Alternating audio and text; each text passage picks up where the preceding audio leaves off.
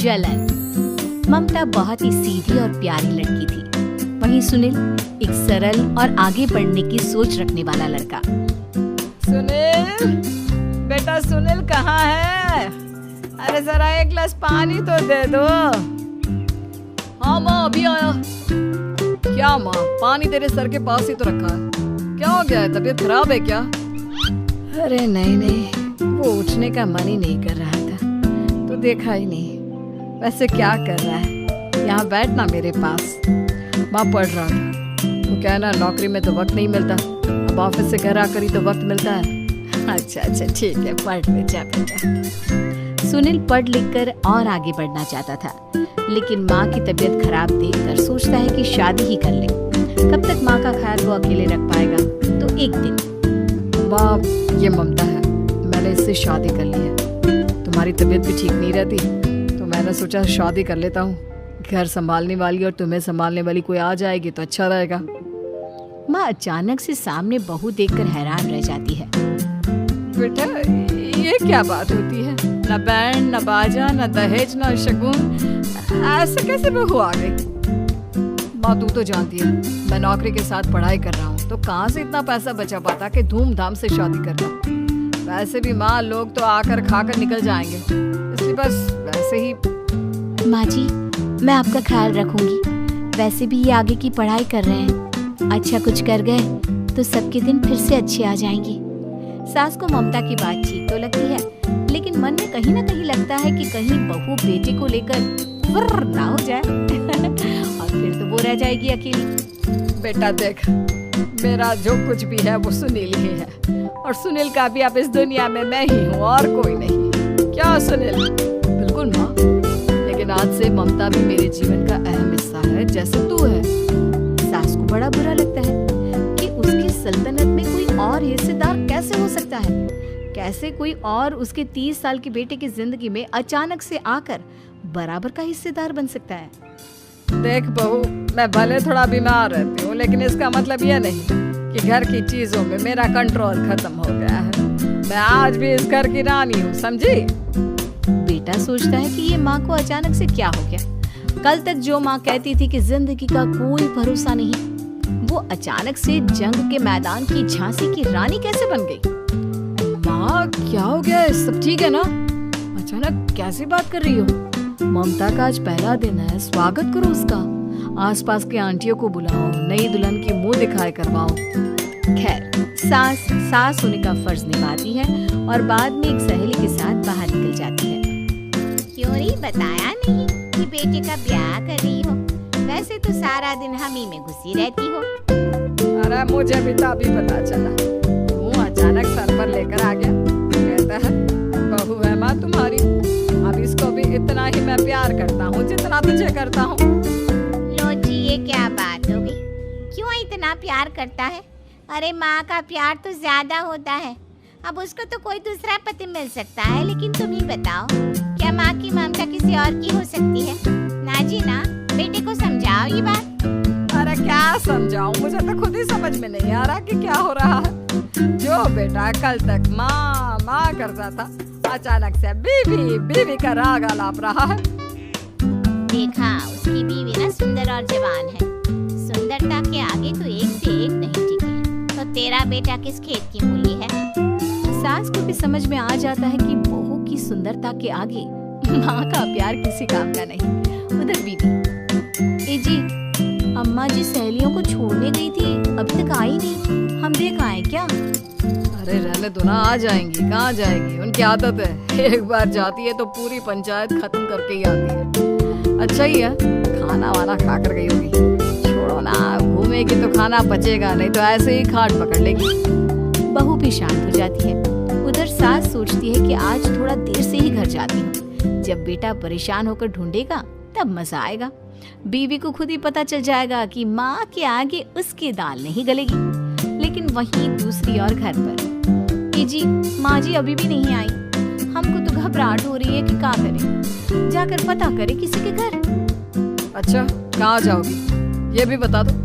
पहला दिन है तुम्हारा इस घर में और एक ही दिन में मोहल्ला छानोगी क्या?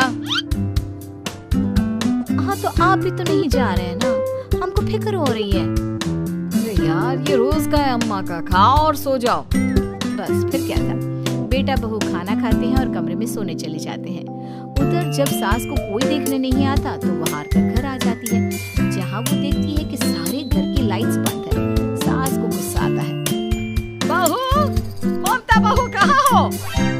लेकिन सारे दिन की थकी बहू को ऐसी नींद आती है जैसे किसी ने भांग की गोली खिला दी हो।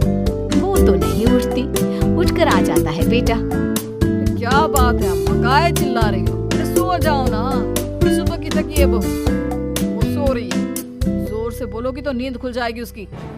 माँ को गुस्सा आ जाता है। फिलहाल तो सो जाती है, लेकिन मन ही मन ढेर सारा जहर बहू के लिए भरा होता है। सुबह बहू चाय बना रही होती है कि सास धीरे से गैस तेज कर देती है, जिससे चाय का बर्तन जल जाता है। और जैसे ही बहू चाय का बर्तन उठाती है, उसका हाथ जल जाता है। मेरा हाथ जल गया।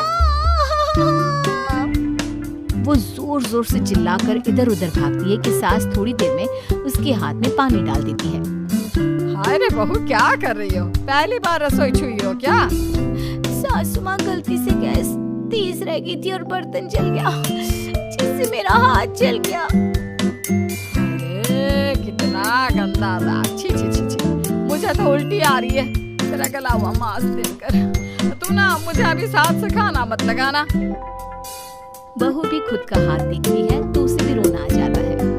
कुछ दिनों के बाद सास की सहेली आती है, बहू चाय बनाकर लाती है।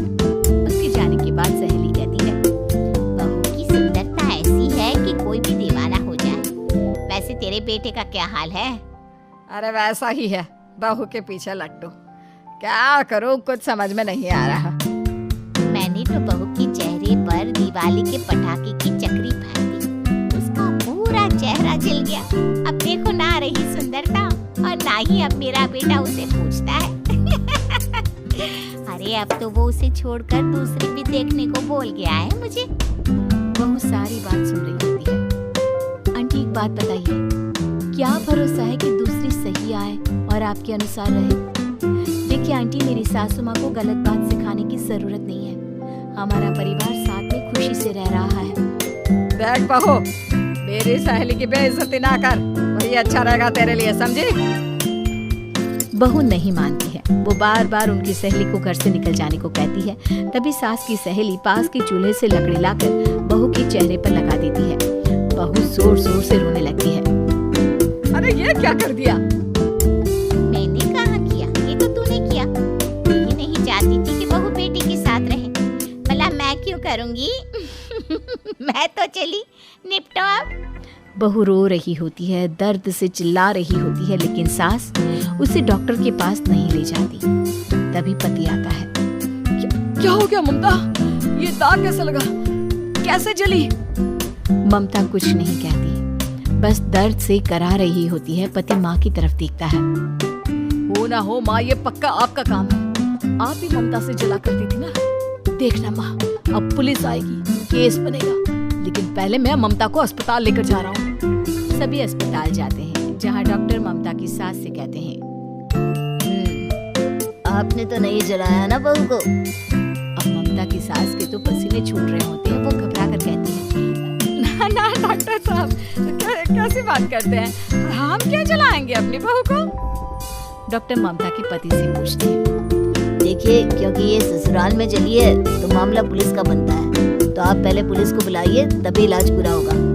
सास डर जाती है कि अब तो बच्ची जिंदगी जेल में ही रहना होगा। रहने दीजिए ना, पुलिस को क्यों बुलाना? सारी हंसी खत्म हो जाएगी जब पुलिस के डंडे पड़ेंगे। बहू को जलाना भले ही बहुत आसान हो, लेकिन उसके बाद सारी जिंदगी जेल की हवा खाना। सास डर जाती है। पुलिस आती है, पास लेटी दर्द से करा रही ममता स्टेटमेंट देती है। तो क्या हुआ था? कैसे जली आप? ममता पास खड़ी सास को देखती है। बेटी बताओ, कैसे जल गई तुम? ओए, काका किरण वाली शाहरुख, चुप, बिल्कुल चुप।